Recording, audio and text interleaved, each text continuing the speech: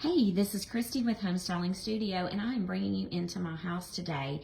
I am going to give you a few little design tips for styling any kind of table or bookshelves that you may have.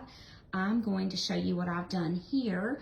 I purchased this little cute table over 6 months ago and have not had any time really to go out and purchase any accessories.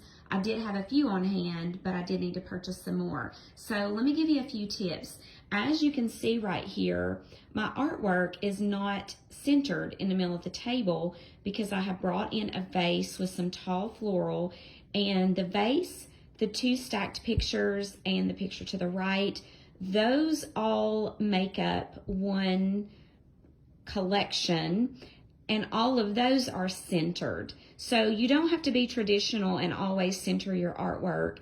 You can pull in some different things and just center the whole of the collection that you have put together. Also added a lot of different textures here. Added the wood-toned sugar mold there, and I basically just stuck a flower stem in that with some greenery, and added a plate that's got a little bit of a different color in it with a candle.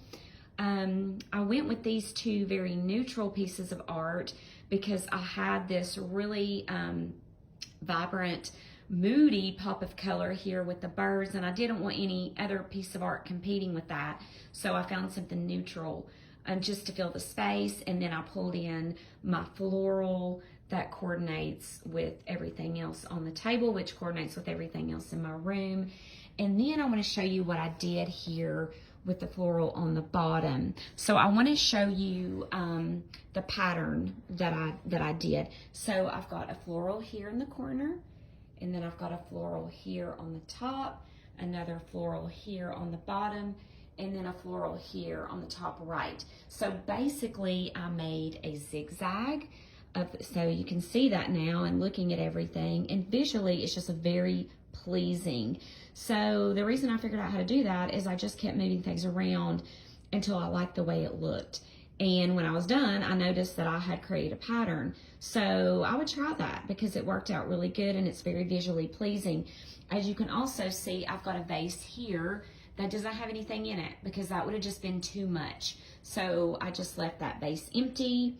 And then as far as the books go, there's two authors that I absolutely love, and I just started reading their books probably about 6 months ago. So these are all the books from the authors Francine Rivers and Karen Kingsbury.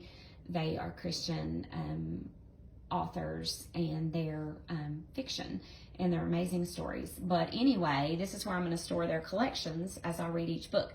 So it's better to get a little bit creative when you're styling your shelves with your books. Normally I would turn the books around so that we couldn't see the titles because I don't want to see all those different colors.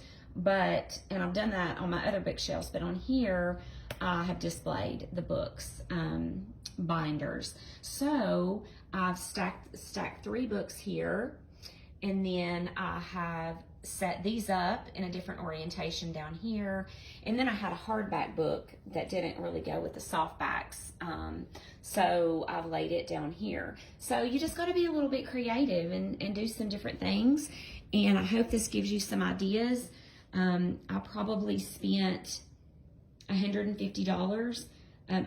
I did have just a few of these items, but I spent $150, and I think it looks pretty amazing, and I love looking at it. So hopefully you can recreate something similar using this as sort of an idea board for you.